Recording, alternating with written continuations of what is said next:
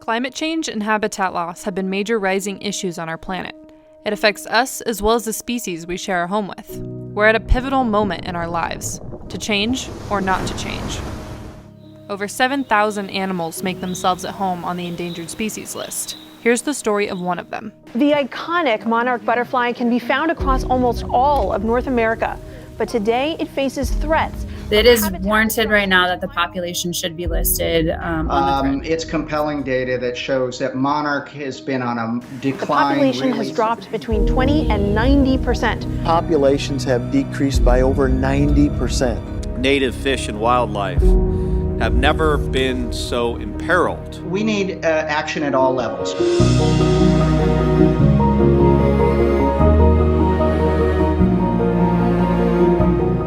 As your newly elected senator, it's been my pledge to take on the current destructive state of our environment.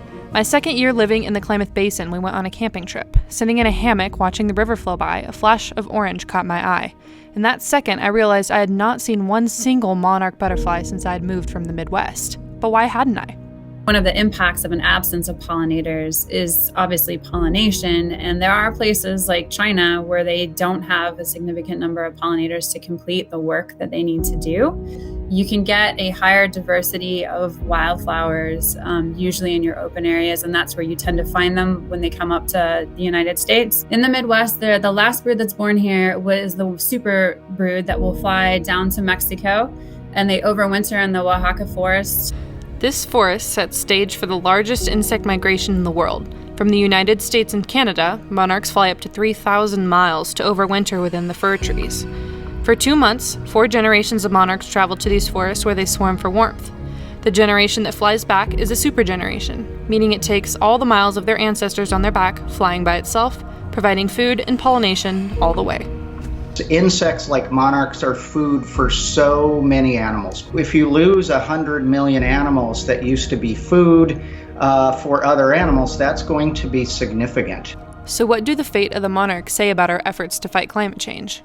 Happening on the West Coast, though, is kind of a much more serious situation. I come from a very biased opinion that we should be fixing those things much more immediately. Not to everybody, but to me, it's extremely obvious that there's significant impacts that accumulate on the landscape and then end up in a very noticeable disaster, ecologically speaking. Monarchs are an indicator species showing the current crisis of habitat loss and climate change dropping native species numbers. The most serious challenge facing our country and the entire world, far and away, is in fact the existential threat of climate change.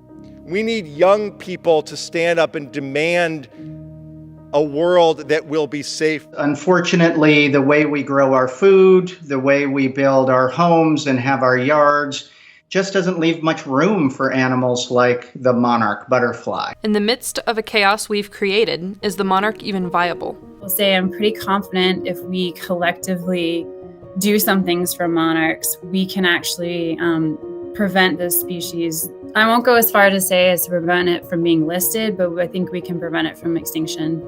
So many people know it. It's really an umbrella species. And because people really love it, people are willing to take action to protect it.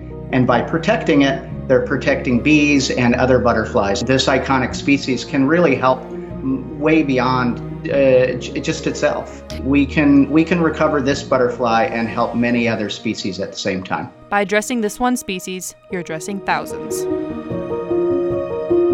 And so what we do for monarchs, which is protecting and restoring habitat and managing pesticide use so we're not poisoning areas, really helps this broad suite of animals that live in the same habitats as the monarchs. I have every bit of faith that if we do the things that we now know from the research, from the conservation, from the tourism, from the biology, from the generating global support and love of monarch butterfly, they will absolutely rebound. On an individual level, whether you're a gardener, a farmer, manage a park, or even a national wildlife preserve, you can make sure that we've got milkweed in the landscape. Native milkweed are the best. As you mentioned, It's the only host plant for monarchs. We would love to just be like, let's plant wildflowers from here to Mexico.